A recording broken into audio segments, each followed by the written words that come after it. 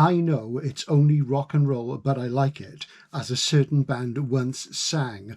And in my attempt to become the Keith Richards of science fiction criticism, though I think John Harrison got there a long time ago, his criticism is so funny, his put downs are so good, that I decided it was time to bring something else into the arena of SF, which is little discussed, and yet it's almost as central as films and TV are. Well, it's not, it's a bit more peripheral, and that's popular music. Science fiction has infected popular music virtually from the beginning of SF. And interestingly, if you think about when popular music in its modern form from the 50s onwards became a thing, it coincides with the invention of electrical amplifiers and more electronic instruments. So rock and roll and science fiction grew up together. So it's a really interesting thing. I'm going to make a distinction in this video between rock music and pop music before we go any further. Pop music is universal. It has lyrics and melodies almost everybody can relate to in any culture if they're translated, of course, and it will tend to cleave to obvious things. Rock music is more complicated. It was born around 1965 and is usually defined by talking about its tone colours and timbres, the way it sounds. But I think there's more to it than that. I think it's about rock music having that thing where not everybody can relate to all the songs, all the music, all the lyrics, and lyrics are central. So it's not as universal. So rock music is more personal and subjective and indicative of the fragmented psyche of the modern individual. And that's why it's so important to science fiction. So without further ado, we're going to talk about science fiction and rock music. And as Led Zeppelin said, it's been a long time since rock and roll. So the reality is that most of the best music in which SF themes come up, and they still come up in music today, was recorded a long time ago. It was more innovative and it informed the counterculture of the 1960s. So we're probably going to begin about the middle of the 1960s and go into the early 80s. I'm sure you will have your own favourite science fiction records. Please pop them in the comments below. I'd love to hear about them and maybe I'll react to them. So yeah, let's do that. Tell me what science fiction records you like. I'll do another video reacting to them, okay? And if the things I haven't heard, I'll take a listen to them on the internet. There's not going to be any actual music in this because of copyright issues, but you can go online and listen to all these artists for yourself. So coming in at number 10, I'm going to do a few asides, but coming in at number 10, we need to really pay homage to the fact that black musicians have done a hell of a lot for popular culture, and their contributions to fields like blues and jazz are just so important that we cannot ignore them. And they really informed the dialogue of popular music between races and cultures and genres. And even though there were blues scales written down in Italy and France in the 12th and 14th centuries, we've got to look at how important black musicians were in bringing these things forward. They took blues and country, merged them into country blues and R&B and all those things, and rock and roll was born out of those things, the marriage of black and white cultures, of Eurocentric and Afrocentric cultures. So we're going to begin with a great Afro-American act, and who basically were masterminded by one man, a man called George Clinton, and he was basically a fan of funk music. And he had two bands. One was called Funkadelic and the other were called Parliament. And they were sort of pretty much the same band, and members will cross over and what have you. And in the 70s, George got very into science fiction imagery. And a couple of the records, I can only show them on CD, which I've got that reflect that, are the very wonderful Mothership Connection, which, as you see, has a very hip dude riding a flying saucer. And it contains tracks such as Mothership Connection, Star Child, Unfunky UFO, Handcuffs, which is a favourite of mine, which isn't a science fiction song, but there you go. But he was very big on science fiction imagery, and if you look online at video of Parliament live in this time, mid-70s, they're all coming out flying saucers and wearing really cool gear, and very funny and amusing band. This is their concept album Motor Booty Affair, which is set in Atlantis, and there's some really nice ballads on it actually, and really they were looking at it in quite a light way, not in say a heavy way as maybe Sun Ra, the jazz musician, arguably sort of was. He claimed to come from Saturn, and you know, this is a really good underwater SF bit of fun. So Parliament, so really Afrofuturism, people like Janelle Monáe, what have you, they really start from this Parliament Funkadelic. great fun. I'm mostly going to be showing you vinyl in this. Of course, the counterculture had been going for some years and it got going in the mid-60s. And all sorts of people made records with science fiction content. I mean, Jimi Hendrix, you know, arguably one of the most famous rock musicians in the world. One of his most famous tracks, Purple Haze, was based on his reading of the story Night of Light by Philip Jose Farmer. And Jimmy was a big SF fan. And there is actually a moment in that story where the words Purple Haze come up. And the lyrics actually refer to that story, which is about a cosmic event that happens above the planet it's set on. And everybody goes absolutely bonkers. So it did have a kind of analogue with the sort of psychedelic trips people were taking then. Well done, Jimmy. Sadly, he wasn't around very long, but a brilliant guitar player he was.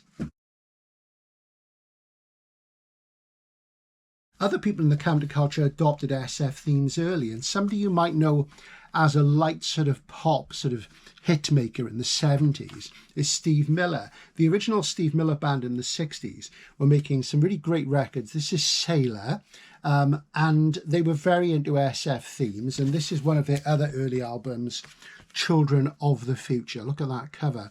And Children of the Future's got science fiction lyrics, and there's a wonderful opening track on this called Song for Our Ancestors, which uses a Leslie amplifier, which is a rotating amplifier with a piano or organ fed through it. And Pink Floyd later used that in their song Echoes. If you like psychedelia, these are really great records, but they're just little touchstones, some sidebars. So I'm going to mention some more things like that as we get through the top 10s. The first band really in the counterculture to go really large on SF themes were Jeff's Airplane.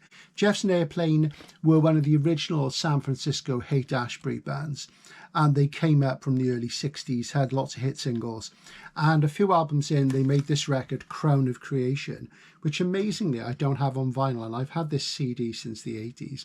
And Crown of Creation actually has one song which quotes a part of John Wyndham's The Chrysalids. And they were quite doomy and apocalyptic. And they had a male singer called Marty Balin, a female singer called Grace Slick. Later on, they morphed into Starship, who were kind of a corporate bland out thing. A good one if you like sort of melodic power ballads. And they weren't quite the same. In between that, they became called Paul Kantner's Jefferson Starship. And this is their album from 1970. It's a fresh wind that blows against the empire. And this was nominated for a Hugo Award in 1970 as Best Dramatic Presentation, a film one. I can't think what film it was. Probably 2001, because that was 69. That would have been nominatable in 1970. And this is a concept album about an oppressive future dystopian Earth and some kind of flower children types who escape from Earth in a spaceship. So there you go, Jefferson Airplane. Good stuff. Excellent.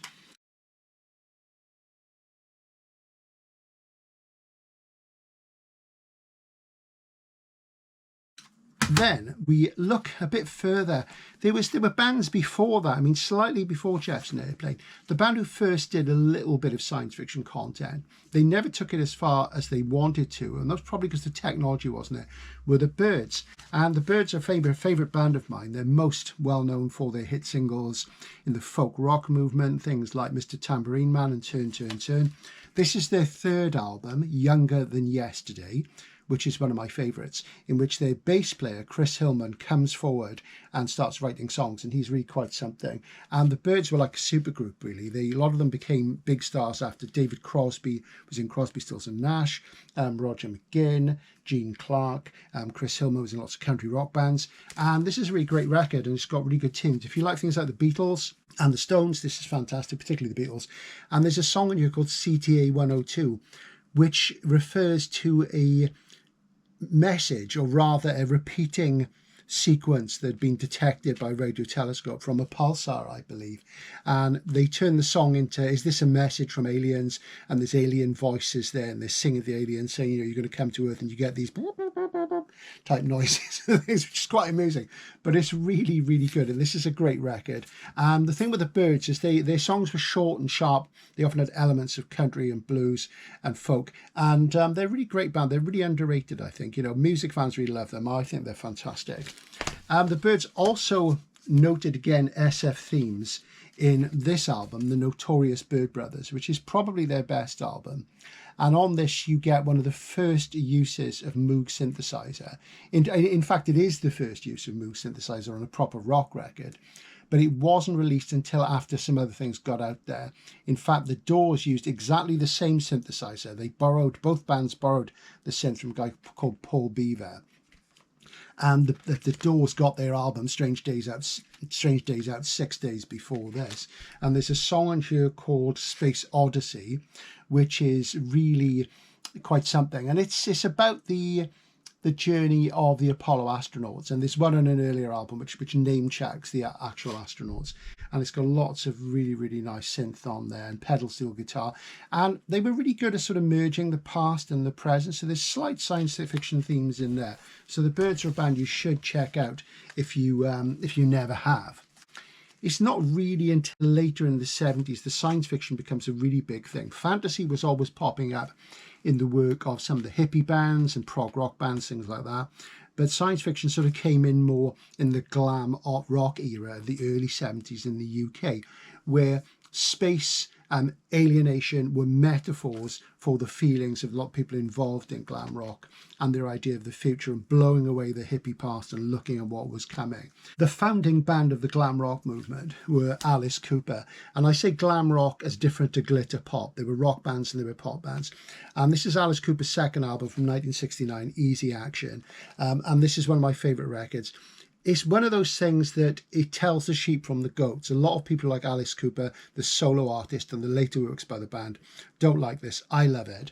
And there's just one song in here I want to mention, and that's a song called Refrigerator Heaven, which is about cryogenics and freezing yourself for the future. It's narrated by somebody who's got cancer, and they're going to go into cryogenics, and they won't get back till their sun sets down on the moon. It is one of those things where they're using SF imagery, but it's great stuff, and it's probably my favourite single science fiction song, Refrigerator Heaven from Easy Action. Science fiction imagery was used a lot in sort of glam, and it manifested itself in different ways. I mean, for example, one of the key glam rock artists, arguably the one, is the very wonderful Mark Bolan. And this is T-Rex. Originally, they were called Tyrannosaurus Rex. Then they went electric rather than going acoustic and became T-Rex. And this is Electric Warrior. And this is a wonderful record. And it has the hit singles, Jeepster on it, Life's a Gas, and Get It On, which in the States is called Bang a Gong.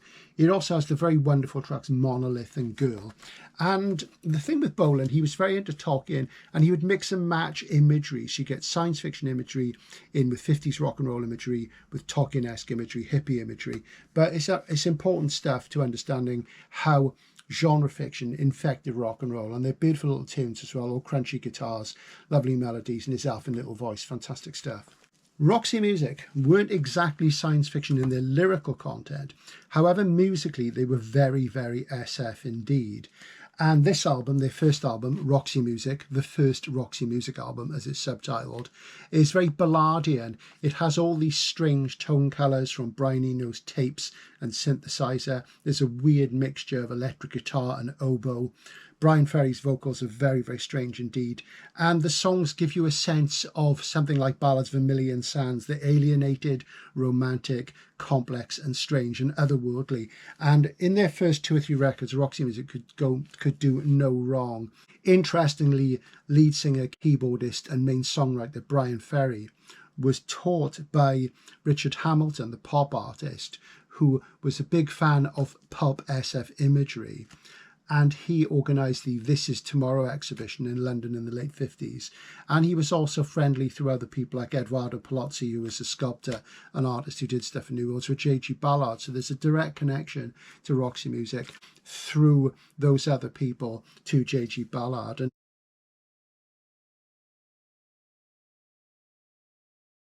a band who are much beloved of all sorts of people who like heavy rock, heavy metal, progressive rock generally, are the Canadian band Rush. I like Rush. I sometimes find their singer, Geddy Lee, his high voice sometimes is a little much for me, but it lowers as time goes on. And Rush were a power trio, and sadly they're no more because their drummer, Neil Peart, who wrote their lyrics, as well as played amazing drums, he died some years ago, and they've been inactive ever since.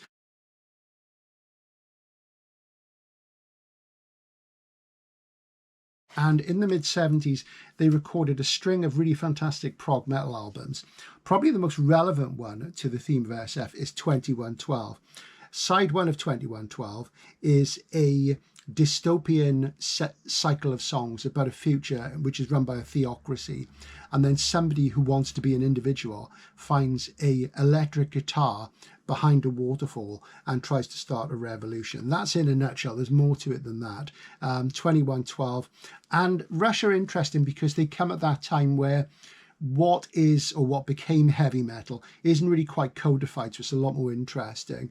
And as musicians, they're amazing. If you look on YouTube, you can find a piece of them playing their song Xanadu live, and Xanadu is my favourite Rush song. And there's only 3 of them, and they're playing guitar, bass, synths, drums, tune, percussion, and it's just incredible. It's just like the record. Technically, they're so gifted. So if you fancy 20 minutes of high concept, theocratical, dystopian SF, 2112 is the one for you.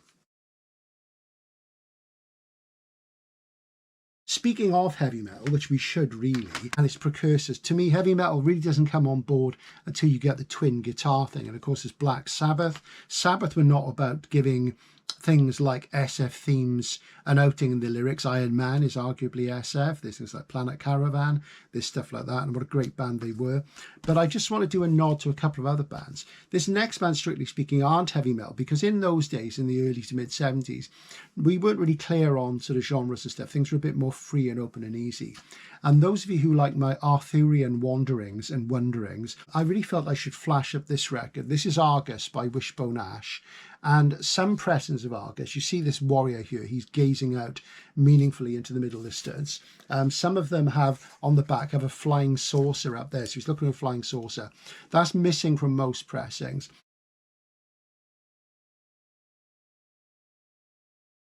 This is kind of like the ultimate Arthurian album. It's got elements of folk. There's a lot of things which you can't sort of pin down to that, but songs like The King Will Come, Warrior, and Throw Down the Sword are definitely in that English fantasy thing. So I don't want to dwell anymore on fantasy, but if you like Arthurian stuff, you should really try this. And it's a great summertime record, lovely tunes and beautiful guitar playing. You'd love it. Another band worth mentioning, simply because of their name and because I like them, are the very wonderful UFO. And this is Phenomenon from 1974. And UFO started life as a sort of psychedelic band in the clubs of London. And Phenomenon has this wonderful picture from the design team Hypnosis, who did lots of covers for Pink Floyd, Led Zeppelin, what have you, of this flying saucer being faked. These two, the lady's got a camera, this chap has thrown this hubcap into the sky, and it contains the very wonderful track Space Child. So it does have some SF content. More relevantly to rock and roll fans, songs on your Doctor Doctor and Rock Bottom are 2 of the absolute classics of hard rock from the 70s. Brilliant stuff. And this is the first album to feature the amazing guitarist Michael Schenker, who is German. I would say all of the output the UFO did with Michael Schenker is essential for any good rock and roll collection. One more band I want to mention, as often sort of touching on science fiction themes, sometimes very obliquely and only in a sideways fashion. Their lyrics are quite complicated and interesting in their early days, in their first 2 albums, with a very wonderful Judas Priest, who to me are the one finest heavy metal band of all time. This is Stained Class from early 1978, and this contains the very wonderful Invader, which is a fantastic little song about a guy who witnesses a flying saucer coming down and tries to warn everybody that Earth is going to be invaded. It's 4 minutes long, it's stirring stuff. Great vocals from Rob Halford, brilliant guitars, wonderful rhythm, lots of sci-fi sound effects in it, and it's an absolute cracker. If you've never listened to Judas Priest's first 4 records, Rock-A-Roller, Sad Rings of Destiny, Sin After Sin, and Stained Class, you simply have not lived. Magnificent. Then we move on to a band who are often associated with heavy metal, who come in at number 6 on my list, and that's the very wonderful Blue Oyster Cult. This is a copy of Spectres, one of their sort of late 70s albums.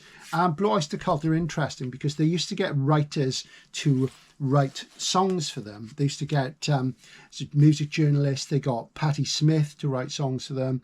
And also they used to write themselves. Michael Moorcock wrote songs for them. And this is an album which comes from about 1980-81.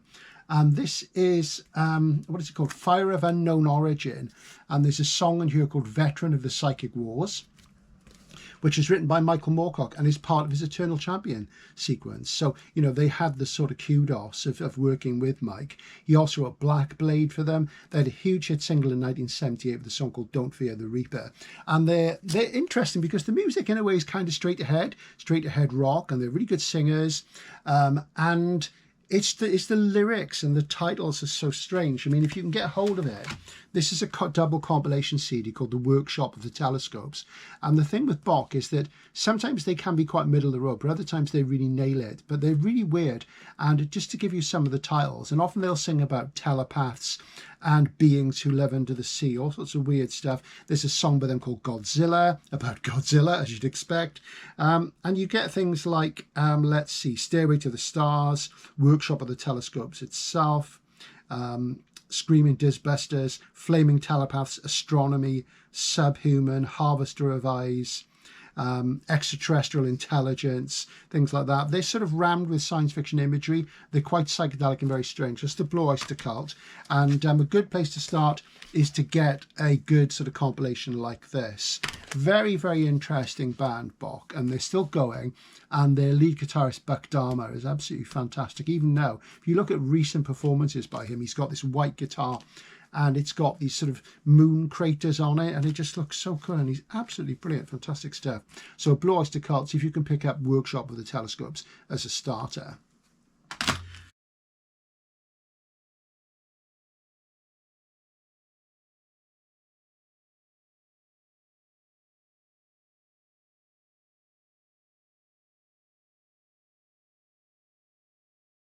Science fiction rock and roll wasn't all about Britain and America, though. The Germans were heavily involved as well.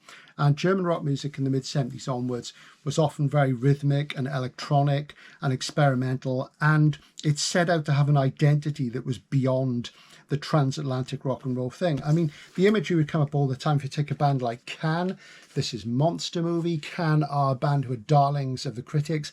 I'm less keen myself, but I got to admit this is a fantastic album cover. And when I'm in the mood, I do enjoy Can. More importantly, probably are Kraftwerk. Kraftwerk were formed in the late 60s, early 70s, went through various different lineups, including other people who end up in other famous German rock bands. And German rock used to get called Krautrock then, it still does now. This is their 1978 album, The Man Machine. This is an entirely electronic record, synths, live electronic drums, very minimalist, very utopian, crystalline sounds, lots of sequencers, and, you know, way ahead of its time, really. But the only person who was in a similar ballpark at that point was the Italian producer, Giorgio Moroder, who worked with the German singer Donna Summer, because Donna Summer's black, but everybody seems to forget that she's actually German. So there you go. Kraftwerk are a band that both progressive rock fans and punks tend to listen to. I was a punk rocker at the time, and I absolutely loved Kraftwerk. They seemed incredibly modernistic. And in interviews, they'd get interviewed and they say, who are your favourite musicians? And they would say Velvet Underground, Stooges, MC5. You know, it was all very Teutonic and about the sort of late 60s punk stuff. This came along, and this was an album which blew everybody away. And the first single from this was a track called Neon Lights, which is just about the beauty of neon lights twinkling at night over a great industrial city. But then a few years later, the song The Model was issued as a single, and it was a B-side of one of the other tracks, I think. I can't think of what it was. It was a B-side of something off a later album, and it became really, really big. And I got this in both English and German, and there are instrumentals on this called Space Lab, Metropolis, and probably one of the most famous tracks is The Robot, which is repetitive and it's narrated by robots, and it has a very sort of synthetic feel. And Kraftwerk still seem ahead of their time today. The strange thing about Kraftwerk was that by 1986-87 they were washed up because they had nowhere to go. There is still a touring version of the band with only one original surviving member, but they did some great stuff. I mean, I think it was 81, they produced this record, Computer World. And this was at a time when nobody had a personal computer, hardly anybody. And it's interesting because it's quite light in some ways. It feels quite light. But on the other side, it predicts surveillance society. And it's also about the loneliness. There's a track on here called It's More Fun to Compute. And the repeated lyric, it's more fun to compute, grows increasingly dystopian with each play and with each listen and as the song goes on. And you get this wonderful song, Computer World, which is full of these lyrics about Interpol and Deutsche Bank, and they talk about numbers, movement, money, people. And it's almost as if they invented the internet and knew it was coming before they did. It's absolutely wonderful. And there's little crackers on here like Pocket Calculator, which is a hit single. In Japan, it was called Dentaktu. And I really recommend this as well. I mean, all their albums are fantastic, but those are two fairly important modernistic SF ones. We can't really talk about science fiction and rock music without talking about Pink Floyd.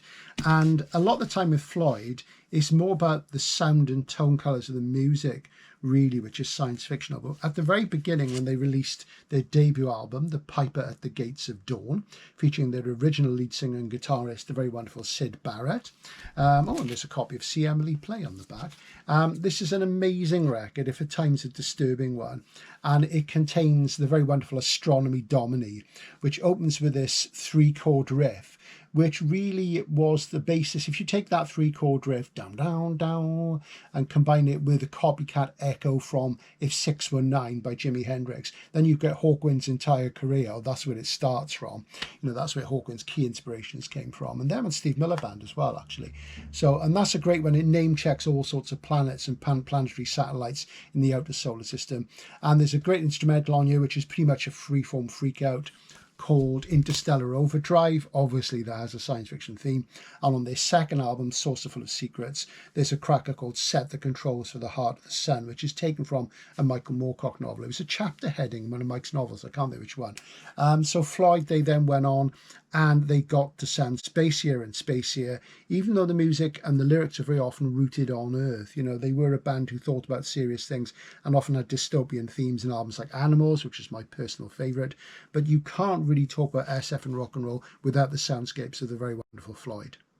Coming in at number 2 on my list are my favourite rock band of all time, and I make no apology for this, and that's the Stranglers. This is their second album, No More Heroes, from 1977.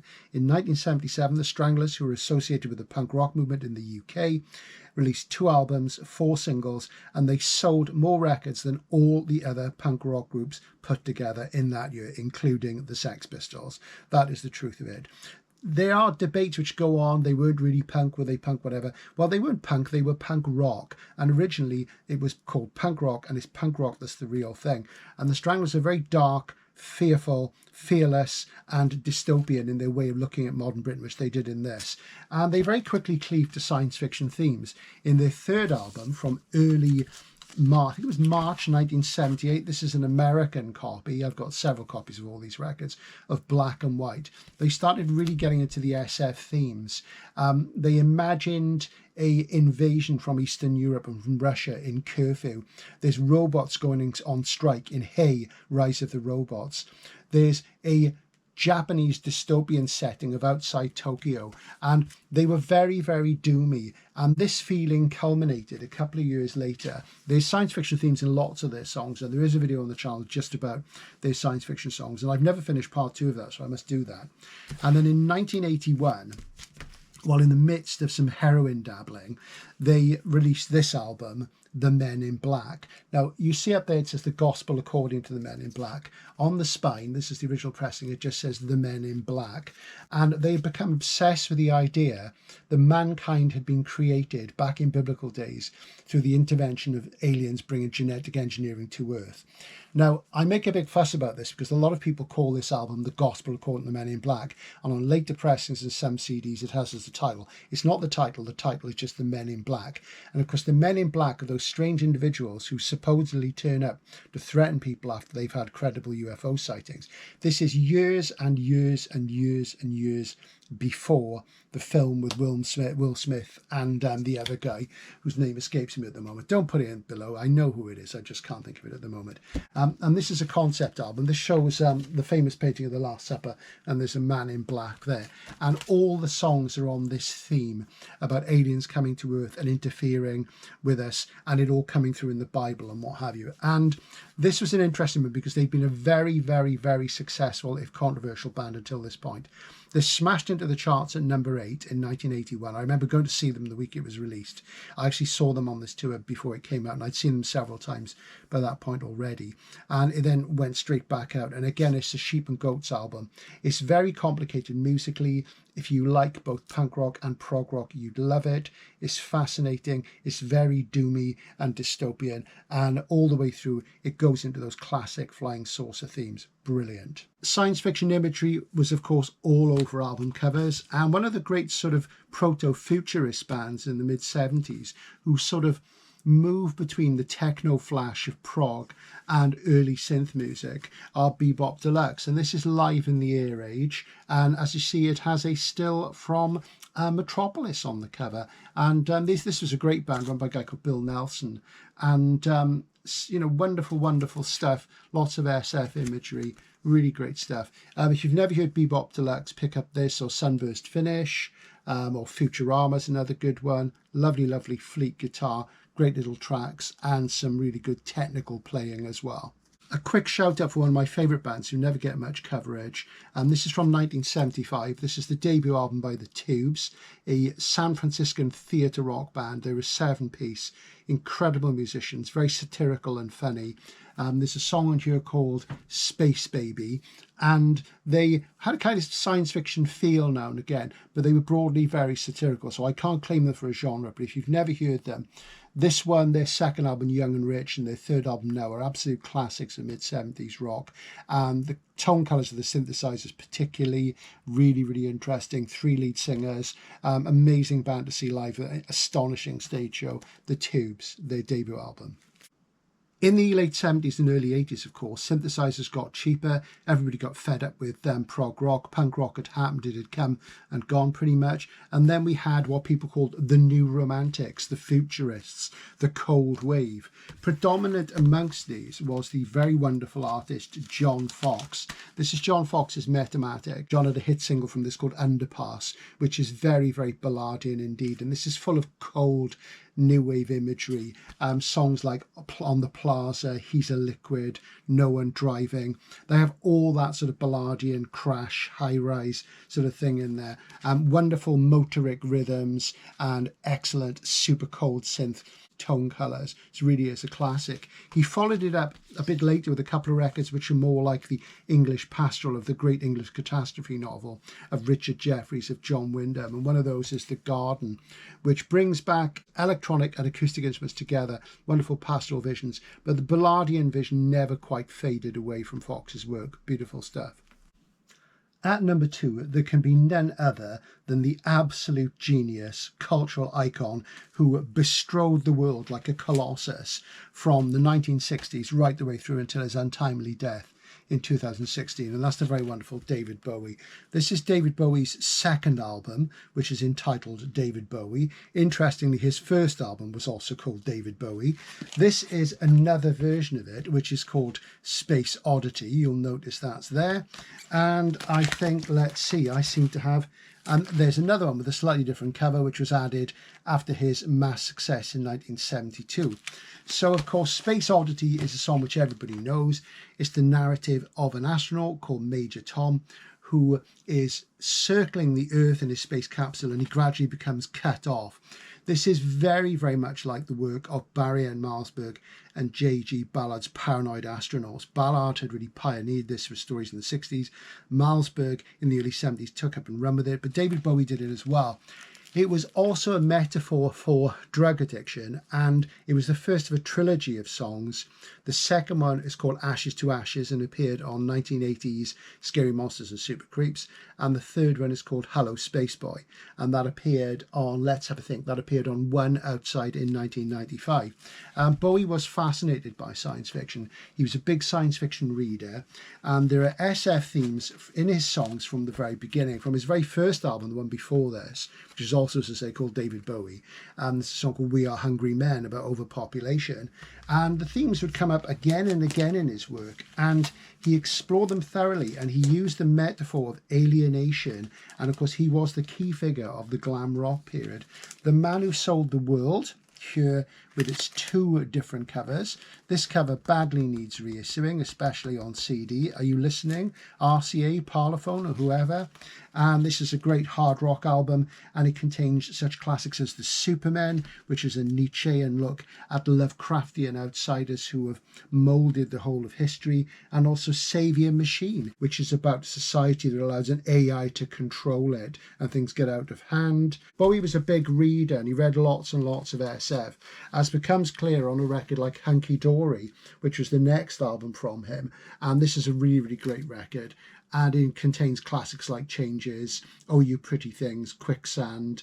Oh You Pretty Things particularly is really interesting because if you look at the lyrics closely, it often gets compared to Childhood's End by Arthur C. Clarke, but it's actually more like John Wyndham's The Midwich Cuckoos. There's a bit in it where he sings about throwing a log on the fire, and the lyrics are very close to what happens after the day out, where Gordon and Angela Zellaby wake up and they're cold because they've been flat out for 24 hours while the aliens come along and impregnate the village. Oops, spoiler. You've probably read it, so there you go. Also the Bowie Brothers, which is an amazing song, probably about drugs, which Bowie himself described as Star Trek in a leather jacket. I would really, really recommend this. Fantastic stuff. But he made the ultimate Grand Slam concept album in 1972 with a very strong science fiction concept running throughout, and that's the rise and fall of Ziggy Stardust and the Spiders from Mars. This is set 5 years before Earth is doomed in some sort of unspecified apocalypse, and everybody knows it's coming, and it opens with a wonderful song, 5 Years, which contains the immortal line, "It was cold and it rained and I felt like an actor." It's sort of really sort of postmodern lyric. And Ziggy Stardust is a alien rock star who comes to Earth with a message to save us all, which is outlined in the song Starman. And he forms a band, the Spiders from Mars, and they get too popular. And there's references to other rock musicians in there. So Jimi Hendrix is referenced. And there is a subplot supposedly to the story about alien sort of parasites, but that really doesn't come across in the lyrics. But this was an absolutely huge record back at the time, and it changed everything and made him an international superstar. And there's one of the singles on the back there. That's Rebel Rebel and Queen Bitch on the back. And really, really, really great record. However, for me, Bowie's really important science fiction moment comes a little bit later in 1974 with the album which really hammered the nail into the coffin of glam rock, and that was the very wonderful Diamond Dogs, and here it is from 1974. And Bowie was about to make a big stylistic change and change his image and what have you. And this album started as an idea for a Broadway show which would dramatise 1984. However, Sonia Orwell's surviving widow, wouldn't sign off the rights to 1984, and a lot of the songs was already written, and Bowie thought, well, we can't waste them, so they recorded, and that never happened. And songs in here which relate directly to 1984 are things like We Are the Dead. There's a song called 1984 or 1984, Big Brother, and it ends with a chilling and sort of nightmare riffing of Chant of the Ever Circling Skeletal Family. So there's all these Orwellian things in here. However, the first side of the record, to me, has a lot more in common with Harlan Ellison's A Boy and His Dog. And of course, A Boy and His Dog is a very savage post-apocalypse story set after World War III. And it opens with something called Future Legend, which is a little spoken apocalyptic piece. There's the end of the gatefold, which goes like this. And in the death, as the last few corpses lay rotting on the slimy thoroughfare, the shutters lifted in inches in Temperance Building, high on Poacher's Hill, and red mutant eyes gazed down on Hunger City. There were no more big wheels. Fleas the size of rats sucked on rats the size of cats, and 10,000 peopleoids split into small tribes, coveting the highest of the sterile skyscrapers. And it goes on like that. And what you get in the title track, Diamond Dogs, which does have some affinities towards the end with Brown Sugar by the Rolling Stones and its music, are lyrics which are Burroughsian cut-up lyrics, but some of them seem to relate to my way of thinking, to A Boy and His Dog. At the opening line, when they took you out of the oxygen tent, you asked for the latest party, which reminds me of the part in A Boy and His Dog where Vic, the central character, is in the down under, the underground city, and everybody there is sterile, and they need him to impregnate their female children. And of course, Vic is lured into the down under by Quilla June, a young girl. And in the lyrics of the song, which go, "Come out of the garden, baby, you catch your death in the fog. Young girl, they call them the Diamond Dogs." And of course, the Diamond Dogs shine. And Stephen King later used shining to describe telepathy in his novel, The Shining. And there's a telepathic link between Blood, the dog, and Vic, the boy. So there do seem to be these connections here. There's also really embarrassed references, as I say. So this is a really great post-apocalyptic album on side 1. And on side 2, you very much get into the Orwellian thing. Bowie later on returned to SF, as I say. There are references throughout in album titles like Earthling, lots of nods in different songs. And he was a big fan of the legendary Stardust Cowboy, who was a sort of very interesting flying saucer, rock and roll, rockabilly type character as well. And he partially took the idea of Ziggy Stardust, the rock star from Mars, from the legendary Stardust Cowboy. But at number 1, there can only really be one band. They really were the first rock band that I loved. And even though I didn't get into their music properly till I was much older, back in the summer of 1972, when I was 9, the single came out. It was played on the radio a lot, and it got to number 3 in the British charts, and it was a hit all around the world. And I borrowed it from a friend of mine. I used to play and play and play it just to hear the synthesizer sound at the beginning, this wonderful heavy rock riff, and this great catchy melody, which was about a silver machine.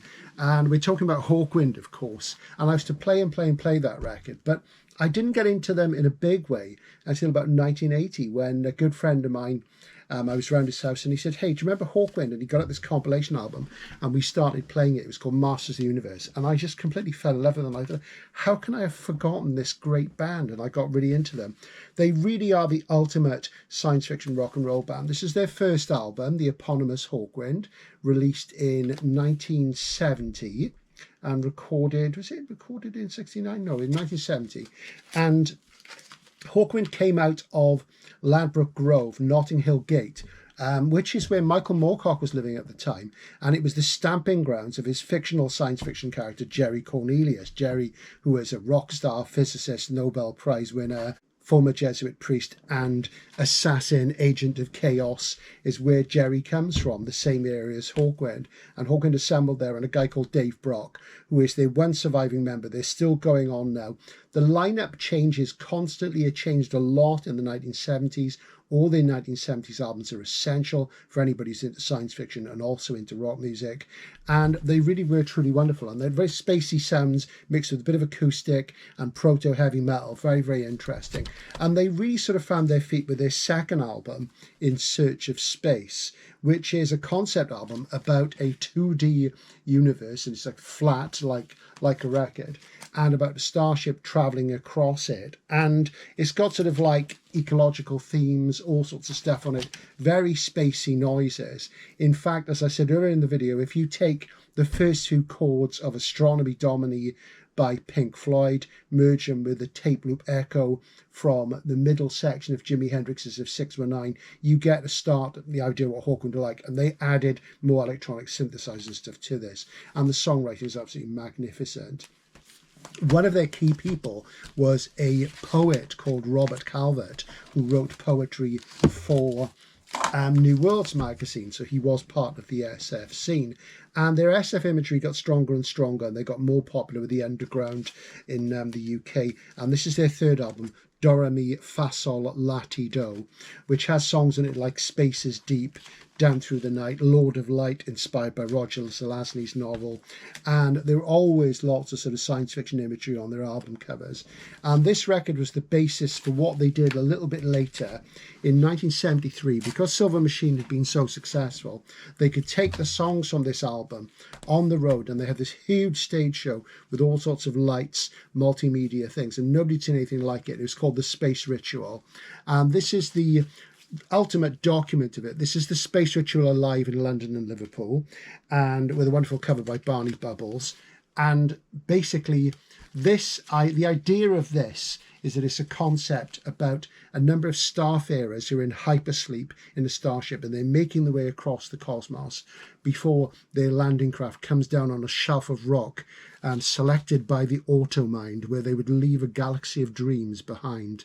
And the idea really is, so the songs are all the dreams the starfarers are having while they're in hypersleep. So it's pretty interesting space opera stuff. And this is kind of the ultimate space opera album. It's lots of swirling synthesizers, pumping sax, lots of heavy riffing, really great stuff. And my favourite moment from this is a song called The Orgone Accumulator, which is only on this record.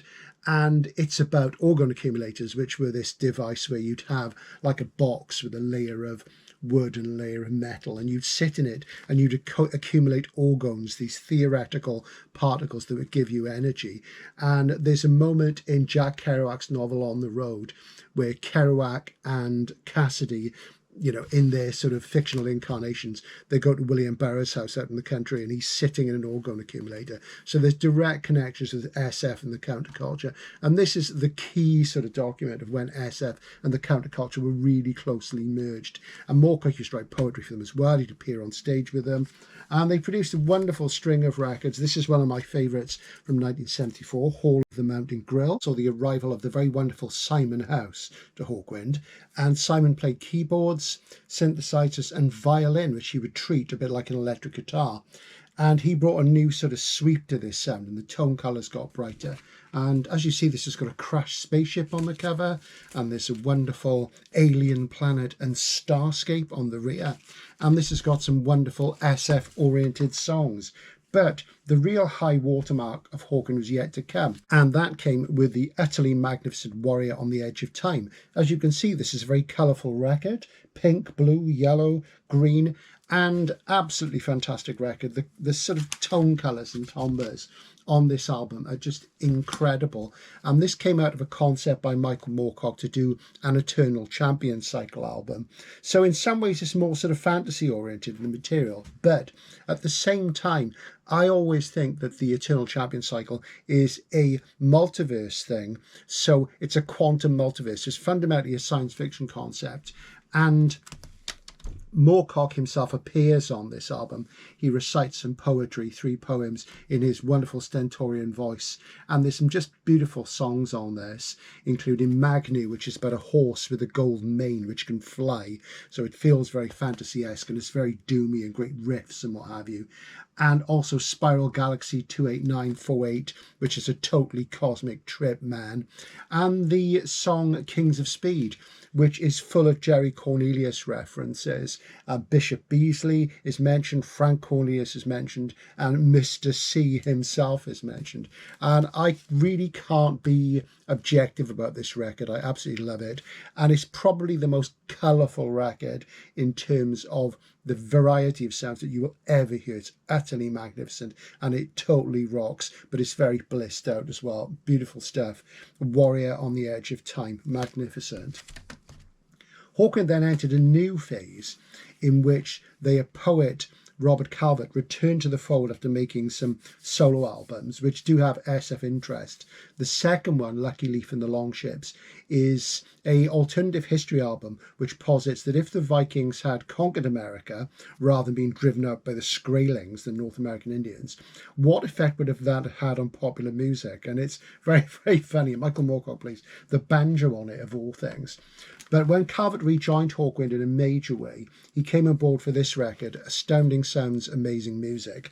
And as you see, the cover uses the typeface from Hugo Gernsback's Astounding magazine. And this is a wonderful, colourful record as well. Keep hoping there's going to be a 5.1 reissue. Very, very psychedelic, 1976. But Hawkwind's real high watermark, I guess, in pure science fiction terms after the whole space ritual period. Came with this record, the very wonderful Quark, Strangeness and Charm. This is 1977, and at this point they're beginning to get a more sleek new wave feel because punk rock was coming in, and Hawkwind were usually ahead of the game, and this is really, really great album, full of science fiction songs. It opens with a song called Spirit of the Age, which has a number of vignettes written and sung by Calvert about the technology and how it alienates us. The first verse is about a starfarer who is travelling in a starship from Earth. His lover is left behind and she is aging ahead of him, and the android replica that he has of her is playing up. It's no joke. There's another verse about clones and how they're alienated because they're not individuals and how they can never be individual. Absolutely fantastic stuff. There's a wonderful, wonderful song called Damnation Alley. And Damnation Alley retells the story of the novel by Roger Zelazny. And in some ways, the song Damnation Alley is as good, if not better, than the book, certainly better than the film. And it tells the story of Hal Tanner traveling across a post-apocalyptic America to get a plague antivirus. And it's really great stuff. And the first side finishes with a beautiful track called Fable of a Failed Race, which is very SF as well. I love it. Side 2 opens with Quark, Strangeness and Charm, which is a very, very witty song about how great astronomers and physicists were no good at getting off with girls. And it's about the only thing of its kind which merges that theme with particle physics, and it's very funny. There's a great instrumental based on Mars by Holst from the Planet Suite called The Iron Dream, the title of which of course comes from the Norman Spinrad novel. Also, David Bowie used to play the Mars theme in early gigs before he was David Bowie, when he was still David Jones. And that's because it was in the Quatermass serial in the 50s that all these guys grew up with. It was a very doomy piece of music, wonderful piece of music. And this is a really, really great one, a fantastic record. If you're not used to heavy psychedelia, hard rock, this is a good one to go in on and you'll enjoy the lyrical content a lot. I could talk about Hawkwind all day, but I just want to finish with this 1978 record, which they made under the nom de plume Hawklords. This is 25 years on, and this is loosely based in parts on Small Creep's Day, the novel by Peter Carroll Brown, about a factory worker who discovers there's something sinister going on where he works. And there is a concept of this which is more complicated, but I can let you discover that for yourself. And this is full of SF songs. My favourite on here is a song called Psi Power, which is the narrative of a young man who has telepathy and he can't turn it off. And it's absolutely marvellous. It invokes Xena cards and all those things. There are videos about both these albums on the channel I made years and years ago, which you can check them out. And this is very sleek and powerful and witty, and it's just great stuff. If you like science fiction, you love Hawkwind. They're a really great band, still going today, very different incarnation, still led by Dave Brock, who's now in his early 80s. Wonderful guitarist and singer, absolutely great stuff. Hawkwind come in as my #1 science fiction band, and as I say, I could talk about them till the end of time. Hope you've enjoyed that. Let me know what your favourite science fiction rock records are. You can put pop ones in as well. And as I say, when I've had a look at your comments, I won't respond to them in writing. I'll just give them a tick or a love. What I'll do then is do a sequel video to this one when I discuss them. Any I don't know, I will take a listen to. Thanks for watching. Hope you've enjoyed that. Now it's time to play some records. Yay!